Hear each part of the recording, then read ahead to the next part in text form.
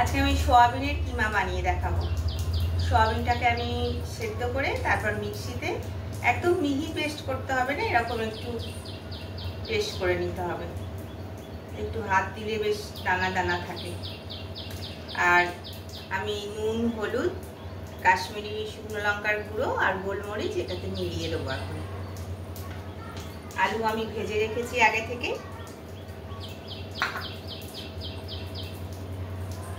আমি একটা টমেটো কুচিয়ে রেখেছি, দুটো পেঁয়াজ, একটু কাঁচা লঙ্কা, আদা গ্রেট করে রেখেছি, রসুনগুলো কুচিয়ে রেখেছি, একটু কাজু কিশমিশ আর এই যে শুকনো যে গরম মশলাটা আছে এটা আমি ফোড়নে দেব।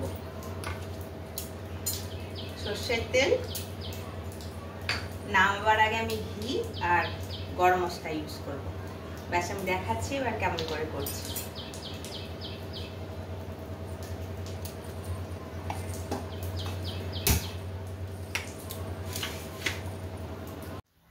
আমি কড়াইয়ের মধ্যে প্রথমে খাড়া গরম মশলা দিয়ে দিলাম, তারপর এটাতে পেঁয়াজটা দিয়ে দিলাম।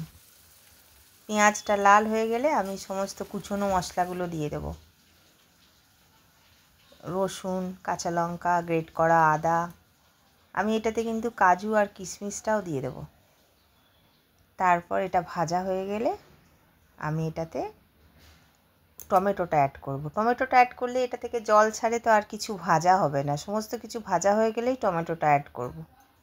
টমেটোর থেকে জলটা ছাড়বে যে পেঁয়াজটা ভালো করে সেদ্ধ হয়ে যাবে। আমি যেহেতু এটাতে আর অন্য কোনো মশলা দিইনি, পেঁয়াজটা একদম মাখা মাখা হয়ে যাবে, তবে এটা ভালো লাগবে। খুন্তি করে একটুখানি আমি ভেঙে ভেঙে দিলাম, পেঁয়াজটা সেদ্ধ হয়ে গেছে। এবার আমি এটাতে আমার সয়াবিনটা মিলিয়ে দেব। সয়াবিনটা একদম কিন্তু মিহি করবেন না, একটু দানা দানা থাকলে ভালো হবে। এবার আমি ভালো করে আঁচটা কমিয়ে সয়াবিনটাকে কষাবো। সত্যি যারা চিকেন খায় না তাদের জন্যে এই রান্নাটা কিন্তু খুব ভালো লাগবে। এটা রান্না করার পর ধরা মুশকিল এটা সয়াবিন না চিকেন। এবার আমি এটাতে ঘি আর গরম মশলাটা অ্যাড করে দিলাম, আর একটু কষিয়ে নেব। আগুনটা একদম কমালেই তবে আর জল টল দিতে হয় না এটাতে, আস্তে আস্তে নিজে থেকেই, সয়াবিনেও তো একটু জল থাকেই, নিজে থেকেই হয়ে যায়। ব্যাস রান্নাটা হয়ে গেছে। এবার আপনারা একবার বানিয়ে দেখুন।